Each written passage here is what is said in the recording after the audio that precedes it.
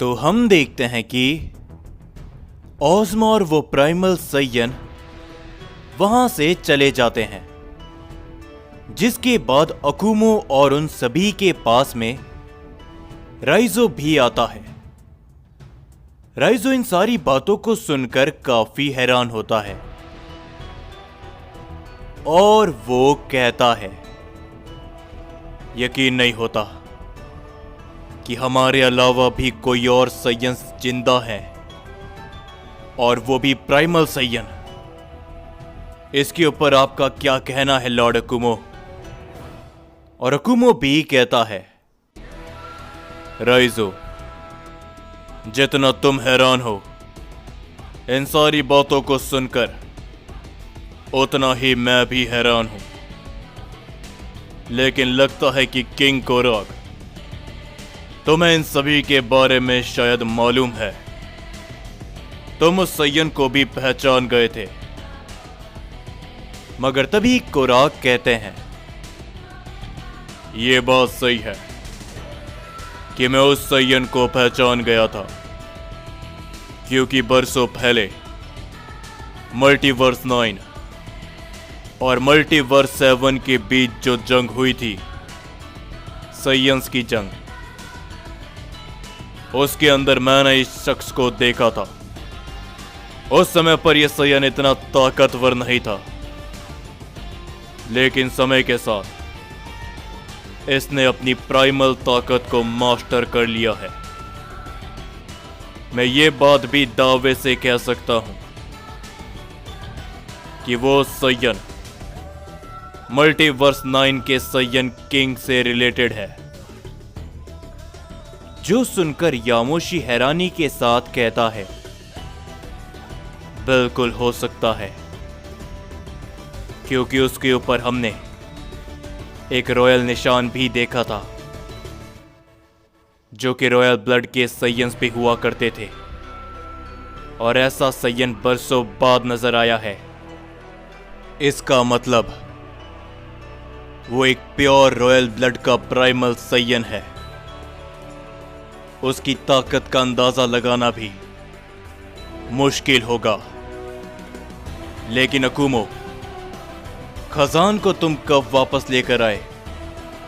तुमने मुझे इसके बारे में नहीं बताया। और तभी अकुमो कहता है, मुझे समय ही नहीं मिला तुम्हें बताने का, और वैसे भी खजान ने साफ इनकार कर दिया है इस लड़ाई में शामिल होने से। तो बताओ आखिर फिर मैं तुम्हें क्या ही बताता। लेकिन तभी राइजो कहता है, तो इसका मतलब साफ है कि आने वाले समय के अंदर क्या हमें उन प्राइमल सय्यन्स का सामना करना होगा, वो भी उस सुप्रीम एंजल के साथ में, और साथ ही में प्राइमस प्रजाति के लोगों का भी। पर तभी किंग कोराग कहते हैं, बिल्कुल, हमारे पास इसके अलावा और कोई चारा नहीं। यह काफी हैरानी की बात है कि मल्टीवर्स 9 के सय्यन अभी भी जिंदा है, तो उनके बारे में वो सारी बातें सच थी कि वो टाइम के साथ छेड़छाड़ कर सकते हैं। जब सभी गॉड सय्यन को खत्म करने लगे, तो उन्होंने टाइम टेबल के जरिए शायद अपने आप को कहीं पर छुपा दिया था, और अब वो दोबारा लौट कर आ चुके हैं। लेकिन आखिर उनका मकसद क्या हो सकता है? पर तभी अकुमो कहता है, उनका मकसद जो कुछ भी क्यों ना हो, मैं इन सभी से थक चुका हूं। कहीं ना कहीं खजान की बातें सही थी। शायद हम ये सब बेफिजूल ही कर रहे हैं। हम चाहे कुछ भी क्यों ना कर ले, कोई ना कोई मुसीबत तैयार रहती है। और अब भला हम इसका सामना कैसे करेंगे अगर हमारे सामने प्राइमल साइंस है। जिसके ऊपर तभी यामोशी कहता है, क्या तुम इस लड़ाई से पीछे हट रहे हो अकुमो? क्या तुम प्राइमल साइंस से घबरा चुके हो? मगर तभी अकुमो कहता है, यामोशी, मैं किसी से भी नहीं घबराया, बस मैं इन सब से थक चुका हूं। आखिर कब तक हम इस मल्टीवर्स को बचाने के लिए लड़ते रहेंगे? लाखों सालों से ये लड़ाई चलती आ रही है और अब मेरे सब्र का इम्तिहान खत्म हो चुका है। और अगर किसी ने भी अब मुझसे उलझने की कोशिश करी, चाहे वो सुप्रीम एंजल क्यों ना हो, चाहे अब वो कोई सय्यन ही क्यों ना हो, मैं सय्यन पिता अकुमो अब अपना कंट्रोल खो चुका हूं। जो भी मेरे सामने आएगा उसके लिए बहुत बुरा होगा। ये कहने के बाद अकुमो वहां से चले जाता है और तभी राइजो कहता है,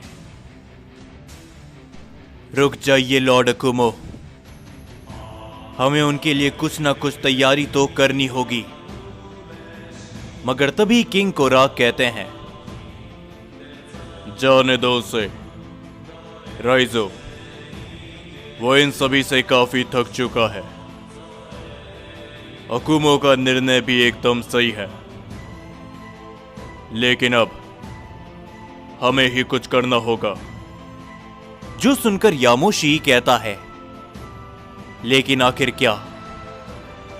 और तभी किंग कोराक कहते हैं, सबसे पहले हमें इस मल्टीवर्स के सभी साइंस और ताकतवर लोगों को इकट्ठा करना होगा। उसके बाद हम आगे कुछ और प्लान करेंगे। तो इन सब की जिम्मेदारी तुम्हारे ऊपर है यामोशी। मुझे भी कुछ करना होगा। मुझे इस लड़ाई में खजान को भी शामिल करना होगा, क्योंकि अगर वो शामिल होता है तो हमारे लिए थोड़ी और मदद होगी। तो चलो। ये कहने के बाद राइजो, यामोशी और किंग कोराक चले जाते हैं और तभी हम सभी खजान को देखते हैं, जो कि इस समय पर दोबारा से गोकू के पास आ चुका होता है। और तभी गोकू कहता है, क्या हुआ खजान, आखिर तुम कहां पर गए थे? मगर तभी हम देखते हैं कि खजान अचानक से गोकू के ऊपर अपना जोरो का पंच करता है, जिसे गोकू रोक नहीं पाता और गोकू काफी दूर जाकर गिरता है। ये देखकर गोकू काफी हैरान होता है, मगर तभी खजान कहता है, क्या हुआ? क्या इतने समय पर तुमने अपने आप को बस इतना ही ट्रेन किया है? मैं यहां पर कोई मजाक नहीं कर रहा। लाखों सालों से मैंने अपने आप को सील करके रखा था, मगर तुम्हारे कहने पर मैं तुम्हें ट्रेन कर रहा हूं। तो इसीलिए अपने आप को और ताकतवर बनाओ, क्योंकि जो मैं अभी देखकर आया हूं, अगर तुम उन लोगों का सामना करोगे तो तुम उनके सामने एक भी पल नहीं टिक पाओगे। समझ रहे हो? जिसके ऊपर गोकू कहता है, आखिर तुम भला क्या बात कर रहे हो? बताओ मुझे, और आखिर कौन लोग? लेकिन तभी खजान कहता है, शांत हो जाओ और अपनी ट्रेनिंग में ध्यान दो, क्योंकि मैं ज्यादा समय तक यहां पर नहीं रहने वाला। मैं तुम्हें ट्रेन करके इस मल्टीवर्स से बहुत दूर चले जाऊंगा, तो जल्दी करो, तुम्हारे पास समय नहीं है। ये सुनकर गोकू थोड़ा सा चौंक जाता है, मगर वो अपनी सीधा पावर को बढ़ाते हुए खजान के साथ में अपनी ट्रेनिंग को शुरू करता है। और गोकू मन ही मन कहता है, पता नहीं आखिर ये क्या बात कर रहा है, मुझे ये सैयन कुछ खास समझ में नहीं आ रहा। मगर हम देखते हैं कि खजान भी अपनी ट्रेनिंग को गोकू के साथ बढ़ाते हुए कहता है, मॉर्टल्स कभी भी नहीं सुधर सकते, चाहे कभी भी कुछ भी क्यों ना हो जाए। ये बस लड़ना जानते हैं। और उसी के बाद हम सभी उस सुप्रीम एंजल को देखते हैं, जो कि उस प्राइमल सैयन के साथ में अपने यूनिवर्स में पहुंचता है।